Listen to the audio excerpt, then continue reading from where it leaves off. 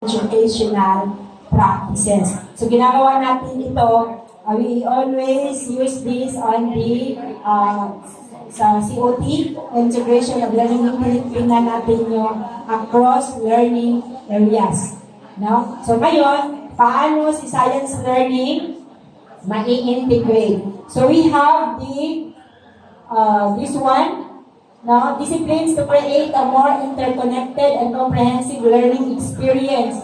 So to integrate, no, to create interconnected and comprehensive learning experience, kailangan natin ang various discipline to enhance educational outcomes. Paano? Kailangan pag-aralan natin ang cognitive psychology ng isang bata, kung kaya niya ba. No? Kung kaya niya, magkakaroon din tayo ng curriculum design. And titingnan natin yung, i-assess natin yung, magkakaroon tayo ng assessment of learning. Kung ang isang bata ay, discipline here refers to a subject. This subject ba interconnected doon sa learning experience ng bata? No? So number 2, combining science education with other subjects. Combining combining different subject areas, what's the purpose is to connect. I-connect nato ang learning ng bata ngadto papunta sa ibang subject, no? Para maintindihan niya yung kanyang strategy, paano niya ma-apply yung kanyang natutunan. So, i-combine natin. No? We need to combine. Promotes a holistic understanding and real-world relevance. Real world, as a whole, halimbawa, ano yung pagkakaintindi niya sa climate change. Bakit ganito yung mundo? Bakit nangyari biglang ulan? Bakit doon? Bakit dito? So, ang bata ngayon is dapat maintindihan niya ano yung pangyayari sa science na naglahit na doon sa tinatawag natin climate change, yan ba yung effect ng ikagagawa ng tao noong panahon na maganda pa yung mundo, pagkatapos na overuse natin, tinatapon natin mga basura kung saan-saan. That is the real world. Ano na ba ang mundo ngayon? Bakit ganito na ba kainit? Bakit bigla mag-ulan? So, dapat maintindihan ng ating mga learners. So, next, integration of science of learning involves combining knowledge and methods from various scientific disciplines to create more cohesive and comprehensive approach to teaching and learning. So, parehas lang. Pag kung mapansin niyo yung integration of science of learning, so integrate natin. Si science, integrate natin, pwedeng integrate natin sa math, pwedeng sa engineering, pwedeng sa kung saan pa na-related sila. Okay? Why? Bakit kailangan natin i-integrate si science learning? Anybody? Ano kailangan ng bila siya? Kailangan siya because para ma-lead tayo na yung ating itinuro ay effective, adaptable ba siya para sa atong educational outcomes, kung maayo ba ang atong educational outcomes. So, kailangan ma-integrate yun si science learning sa different subject areas. Hindi lang sa katong kaganina, di ba, ang National Science TP, no, Technology Program, kasali dito. Pero ang focus natin is tatlo, NRP, NNP, CUF. Pero ibinasali din ito science learning. And we have the aspects of integrating of science. Bakit kailangan natin i-integrate? Ito ang rason. Enhances student engagement and interest. Kung ikaw ang nagtuturo at ngayon hindi engage yung bata sa klase mo, feeling niya hindi siya kasali, ano ang mangyayari sa klase mo? Kung sabihin ko, sige lang kaog, pareho, sige lang mag-istorya, ang feeling ko, hindi na ako masyado naintindihan. Hindi na ako naintindihan. Naintindihan, ha? Yeah, yes, ang learning. So, dapat, ang bata is ipa-feel natin, no? We can engage learners in how we need to capture the interest of the learners. Sa pagpasok mo pala, anong gagawin mo? Sige, school heads, anong tinitingnan natin? Ano yung motivation na ginagawa ni teacher? Ano yung springboard niya para makakonect doon sa kanyang sa kanyang lesson? Di ba, ma'am?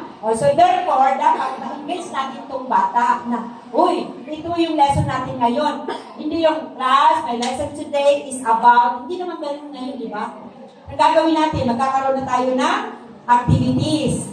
Sa out of that activities, yung activity mo nakakonect na ngayon doon sa iyong lesson proper. So dapat ma-enhance natin yun, na dapat kasali kayo. Paano sila masali? Bigyan mo sila ng activities. Ganun yun siya. Hindi mo so yung nagpilit ka na tayo class, this is okay. Wala na, yung bata, wala na. No? So, magagaling yung mga learners natin. Develops critical thinking and problem solving. May critical thinking ba yung mga bata natin? School heads. Pag nag-o-observe tayo, tinitingnan ba natin yung HATS? Yes, of course no. Kasi doon sa HATS, makita natin ang bata kung involved siya. Kaya nga naman, maka-answer siya. Kung di ka rin siya maka-answer, pag nangaral na siya, ibig sabihin, hindi umaandar, no, yung kanyang interest at saka ano siya. Pero kapag kasi teacher nagbigay ng HATS question at alam niya mag-follow up, meron siyang proving question, ibig sabihin, umaandar yung utak ng ating learners.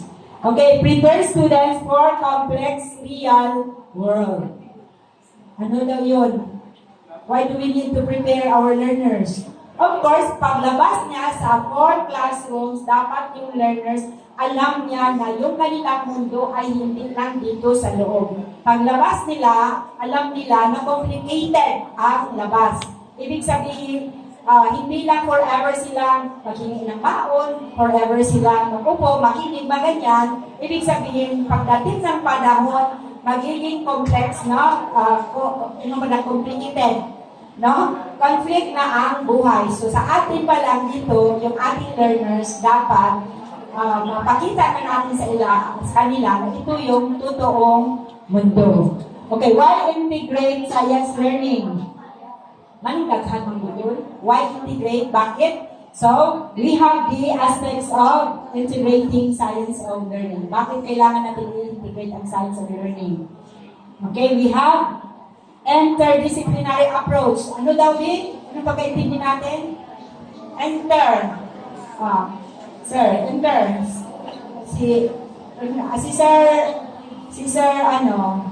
Sir Rene. Sir, what do you mean by interdisciplinary approach? Anong strategy yan? Combining, pag sinabing i-combine mo yung different strategies doon sa subject na yun. No? Integrating different subjects in a certain topic. Yeah, that is interdisciplinary. Thank you very much, sir. Science, ipapasok mo doon sa math na marami. Kaya mamaya, makikita ninyo, yung tanong ni sir, bakit yung sa math, hindi namin nakita yung theme ni math. Makita natin ngayon, paano i-integrate si peace, values, health doon sa math, doon sa reading. So mamaya, so relax lang ha. Real world connection. Real world connection. It is a designing learning experience that relates scientific concept to real world. Ito yung sinasabi ko nila, halimbawa, health issues. Ano bang health issues meron ngayon? Sige, pagpalagay natin, dengue ang puso. Bakit nagka-dengue?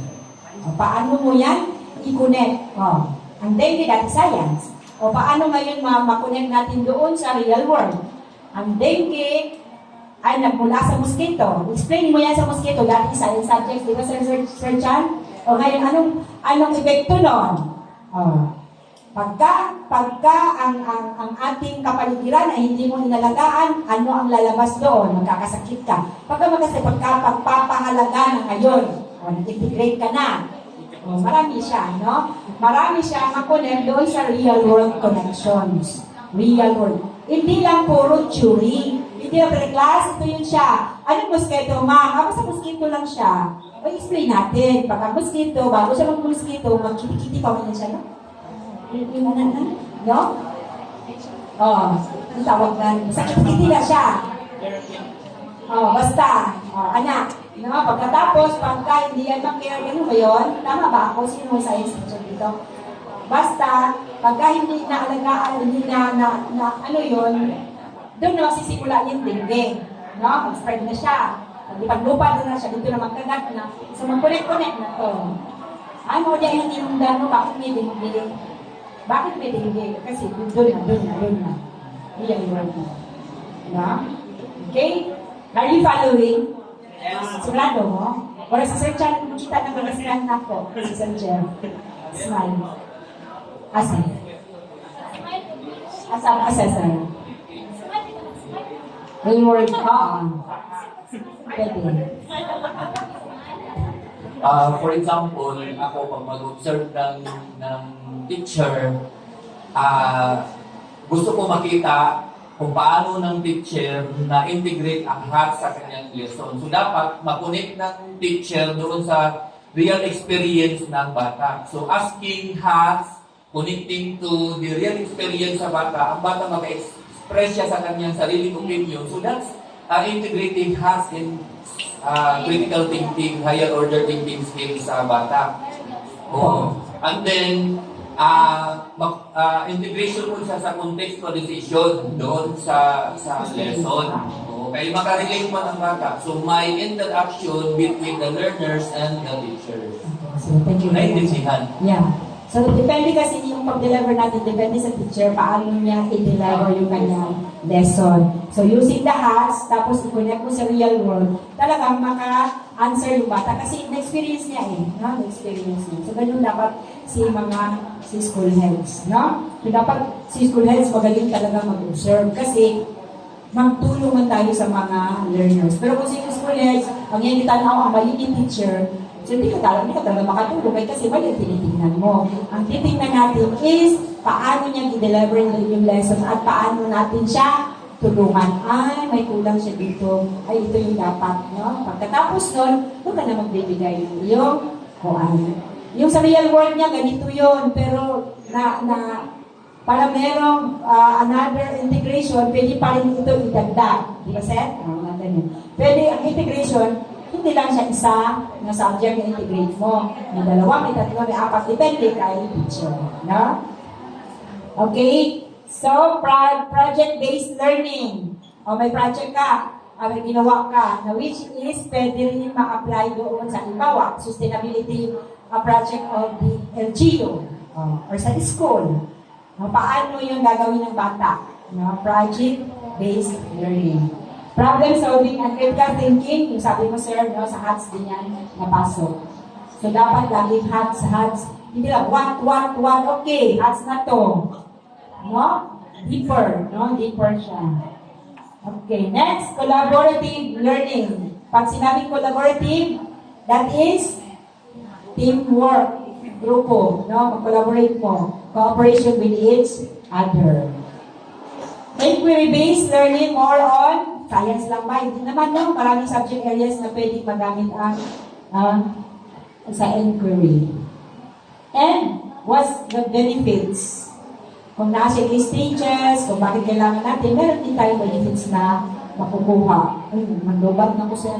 Kailan?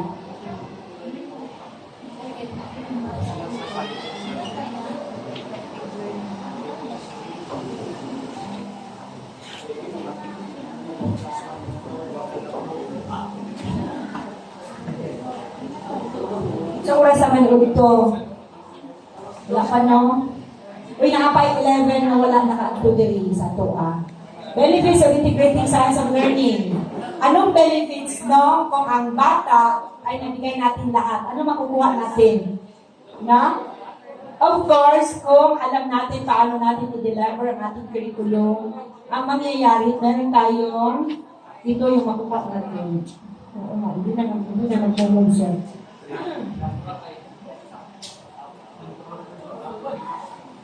Enhance engagement. Kagaya ng sabi ko, is dapat paano ma-engage sa isang bata, paano ma-develop ang engagement ng isang bata. Ikaw, teacher, dapat alam mo kung paano mo sila kinitigin. Improve understanding.